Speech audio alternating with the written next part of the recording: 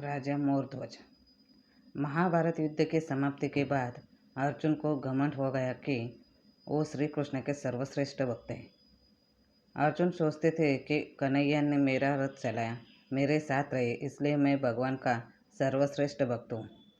अर्जुन को क्या पता था कि वो केवल भगवान के धर्म की स्थापना का जरिया था। फिर भगवान ने उसका घमंड तोड़ने के लिए उसे एक परीक्षा का गवाह बनने के लिए अपने साथ ले गए। श्री कृष्ण और अर्जुन ने साधु का वेश बनाया और यमराज को शेर बनने को कहा और वे पहुँचे भगवान विष्णु के परम भक्त राजा मोरध्वज के द्वार पर। राजा मोरध्वज बहुत ही दानी और भावभगत वाले थे। अपने द्वार पे आए किसी को भी वो खाली हाथ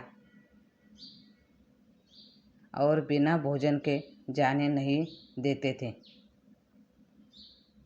दो साधु एक सिंह के साथ द्वार पर आए हैं, यह जानकर राजा नंगे पैर दौड़कर द्वार पर गए और भगवान के तेज से नतमस्तक हो आतिथ्य स्वीकार करने के लिए कहा। भगवान कृष्ण ने मोरध्वज से कहा कि हम मेजबानी तब ही स्वीकार करेंगे जब राजा उनकी शर्त माने।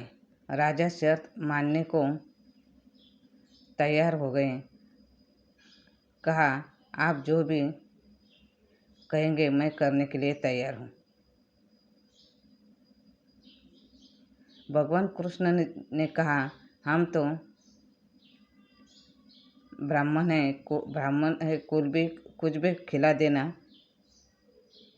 पर यह सिंह नर बख्शी है। तुम अगर अपने एकलौते बेटों को अपने हाथों से मारकर इसे खिला सको तो ही हम तुम्हारा आतिथ्य स्वीकार करेंगे। भगवान की शर्त सुन मोरध्वज के होश उड़ गए। फिर भी राजा अपना आतिथ्य धर्म नहीं छोड़ना चाहता था। उसने भगवान से कहा, प्रभु मुझे मंजूर है, पर एक बार मैं अपनी पत्नी से पूछ लूं। भगवान से आज्ञा पाकर राजा महल में गया तो राजा का उतरा हुआ मुख देखकर पतिव्रता रानी ने राजा से कारण पूछा। राजा ने जब सारा हाल बताया तो रानी के आंखों से आंसू निकले। फिर भी वो अभिमान से राजा से बोली कि आपके आन पर मैं अपने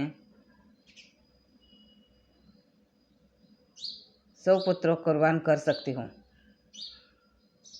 आप साधुओं को आदर पूर्वक अंदर ले आइए। अर्जुन ने भगवान से पूछा, माधव ये क्या माजरा है? आप ने ये क्या मांग लिया? कृष्ण बोले, अर्जुन तुम चुप रहो और देखते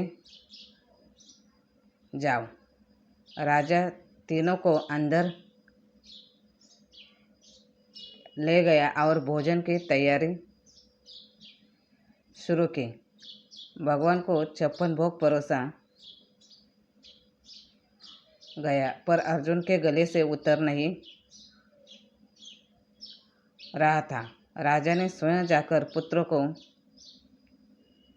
तैयार किया। पुत्र भी 3 साल का था। नाम था रतन कंवर। वो भी माता पिता का भक्त था। उसने भी हंसते हंसते अपने प्राण दिए, परंतु उफ ना कि श्री कृष्ण ने राजा मोरध्वज और रानी को कहा था कि जब अपने पुत्र को मार दोगे तो तुम्हारे आंखों से आंसू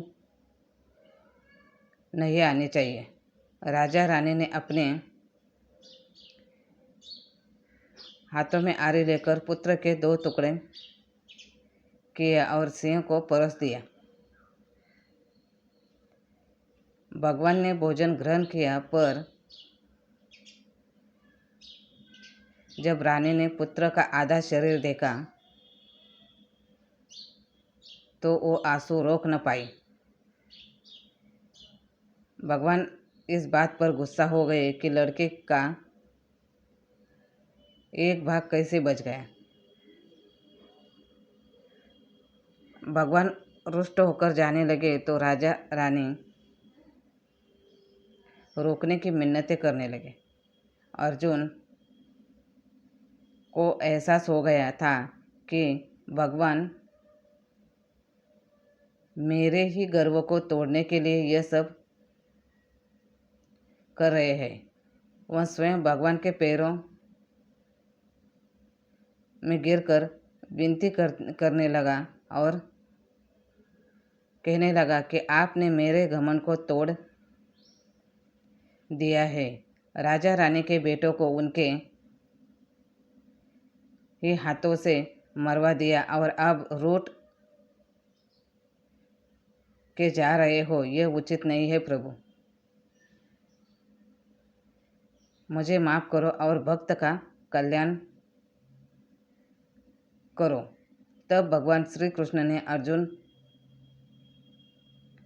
का घमंड टूटा हुआ जानकर रानी से कहा कि वो अपने पुत्रों को आवाज़ दे।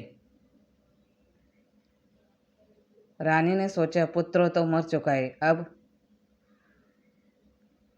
इसका क्या मतलब। पर साधुओं की आज्ञा मानकर उसने पुत्र रतन कंवर को आवाज़ लगाई। कुछ ही क्षणों में मृत रतन कंवर, जिसका शरीर शेर ने खा लिया था, वो हंसते हुए आकर अपनी माँ से लिपट गए। भगवान ने मोरध्वज और रानी को अपने विराट स्वरूप का दर्शन कराया। भगवान के दर्शन पाकर अपनी शक्ति सार्थक जानकर मोरध्वज के आंखें भर आई और वो बुरी तरह बिलखने लगे। भगवान ने वरदान मांगने को कहा तो राजा रानी ने कहा कि भगवान एक ही वर दो कि अपने भक्त की ऐसी कठोर परीक्षा न ले जैसे जैसे आपने हमारी ली है। तथास्तु कहकर भगवान ने उसको उन दोनों को आशीर्वाद दिया और पूरे परिवार को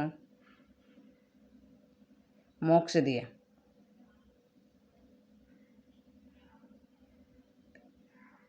धन्यवाद।